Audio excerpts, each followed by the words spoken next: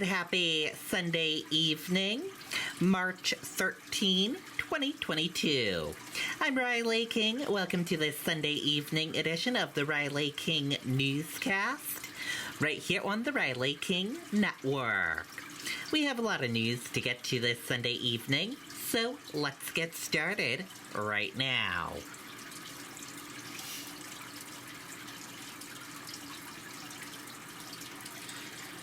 First up, man dies after truck goes through ice on Montgomery Pond. The man's identity has not been released. A man died after the truck he was in went through the ice on Berry Pond in Montgomery Sunday morning. New Hampshire Fish and Game said just before 8:30 a.m. they were notified of a truck through the ice on the pond. Officials said the two men were inside the vehicle. The driver was able to get out, but the passenger was stuck inside the submerged cabin. The 70-year-old man from Montgomery died at the scene. His identity has not been released. Fish and Game divers recovered the victim before noon. The men were part of the Lakes Region Racing Club, which races on Berry Pond on Sundays. They were experienced at traveling on the ice at Berry Pond, according to Fish and Game. Recent rapid weather changes created vulnerable ice conditions. In this instance, over a foot of solid ice was bordered with a thin area that caused the truck to fall in. No formal investigation will be required, as there were many witnesses.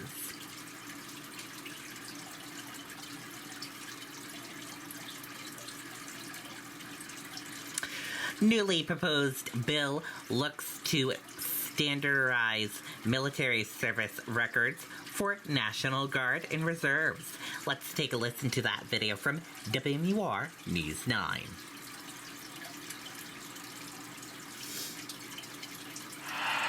Welcome to the world's most green league, most groundbreaking league, most graduating league. Welcome to the world's most G League. A new bipartisan bill is looking to provide National Guard and Reserve members the same military service record form as other branches. Congressman Chris Pappas, one of the sponsors of the bill, says it's often difficult and confusing for the VA and service members to prove all service periods because of the way the National Guard form is currently drafted. He adds the bill would update the main form and provide all service members with the same proof of service. Okay, and there you go on that video and that report.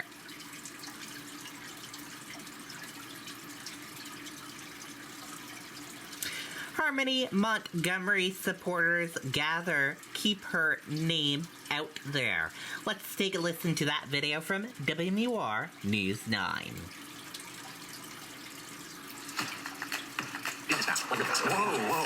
Sorry, you probably didn't catch all that. Well, as you can see, Fidium is fast. Like, really fast. But we know speed isn't it.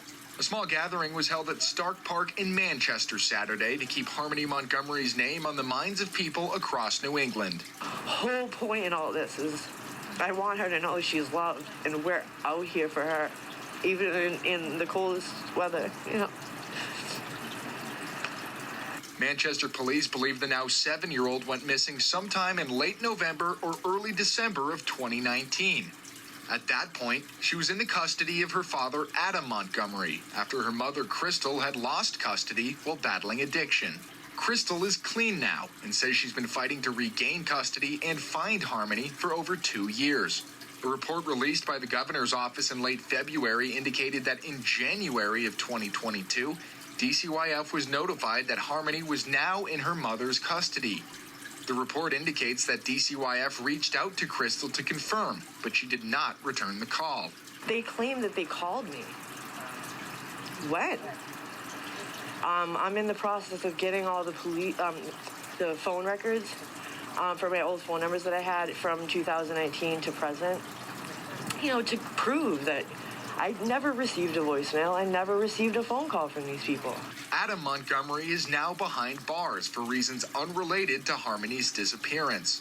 In recent weeks, there has been no further information regarding where Harmony may be, despite the fact that a 24-hour tip line has been set up and a reward fund has swelled to over $144,000. It's tough. It really is tough. I'm trying to stay positive and, hopeful. And Crystal Sori says she will not stop holding and attending events like this until Harmony is brought home. Live in studio, Scott Cook, WMUR News 9. Okay, and there you go on that video and that report.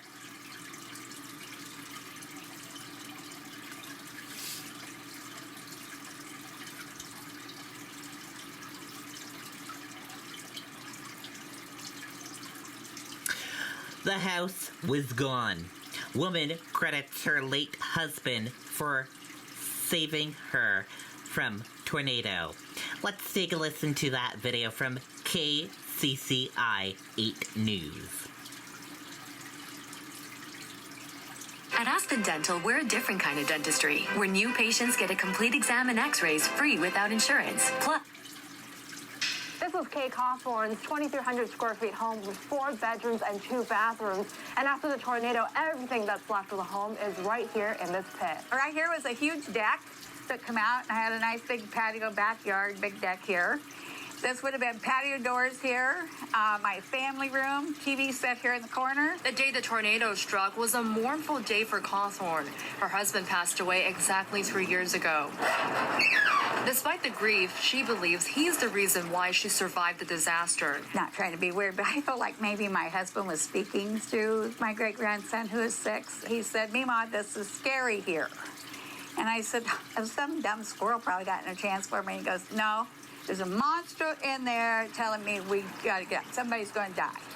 And so I got him and put him in the car and we left because I didn't want him to be afraid. And 10 minutes later, the house was gone. You can see kind of the soffit roof damage up there. About 6 miles away in Corridon, Aaron Cooper says he feels lucky his home didn't see more damage. We kind of took a peek out of our basement. We could see the tornado coming really close, a lot bigger than we were expecting. His bigger worry was his dad's home just 2 houses down. It was a pretty scary situation, but the aftermath is, we still have our homes, everybody's safe, and so we're thankful for that.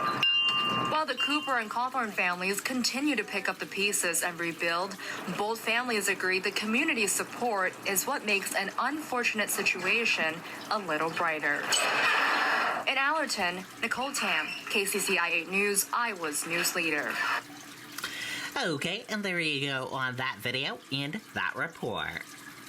And that is a look at your news for this evening. And now we're going to switch a little gears now and let's go into weather. The weather right now is sunny, 30 degrees. Expect dry conditions for the next 6 hours. And sunset is at 6:48 p.m. this evening. Wow. With a full weather forecast, let's go to meteorologist Mike Haddad. Good evening, Mike.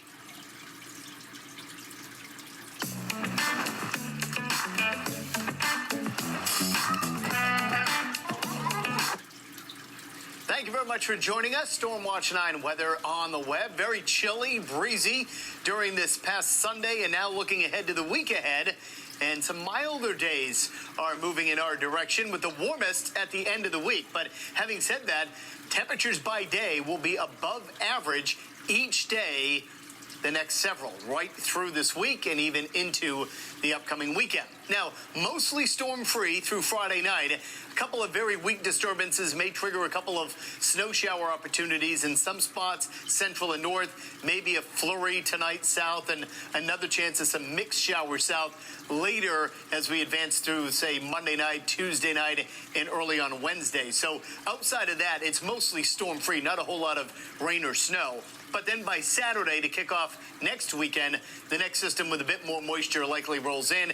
Could be a bit of a mixed start, but it looks like mostly rain for next Saturday. Tough to call whether it'll be a washout or just some passing showers. For tonight, we'll call it partly cloudy south, a slight chance of a late evening and overnight flurry, but most of the night will be dry. More clouds north and a better chance of a couple of snow showers late evening and during the overnight. Could even be a light accumulation in the White Mountains and the Great North Woods. Average low this time of year, lower 20s and teens north. Basically, that's where we'll set up shop with those temperatures during the overnight stretch into early on Monday morning. Speaking of Monday, this disturbance that races through overnight tonight with just a flurry south, snow showers north, it's gone for bright skies in many spots in southern New Hampshire to kick off the week on Monday. Now in the North Country, some scattered snow showers cannot be ruled out at any point during the mid-morning right on into the afternoon. But again, not a whole lot of accumulation, and then fair skies take over late day into the evening. Another weak disturbance, mainly up north, for late Monday night, early Tuesday morning. And yet another very weak disturbance will pull in here Tuesday night into early on Wednesday. And at that point, we could see a few mixed showers in southern New Hampshire, snow showers north. And that's the best opportunity for a few slick spots on area roadways. Again, that would come in later Tuesday or Tuesday night to early on Wednesday. Look at high temperatures for the day tomorrow. Yeah, much higher than we were on Sunday. It'll be lower 40s north to the upper 40s to around 50 in southern parts of the state. Beyond then, the mild flow continues right into a partly sunny Tuesday, some mixed or snow showers Tuesday night, and then it's mainly dry for the balance of Wednesday, Thursday, and Friday. As temperatures trend even higher, there's a shot that we get up near 60 by the end of the week. Okay, and there you go on that weather forecast from meteorologist Mike Haddad. Thank you for that, Mike. And that does it for this evening edition of the Riley King Newscast, right here on the Riley King Network. Thank you for tuning in and watching. Have a great evening. Good night and goodbye.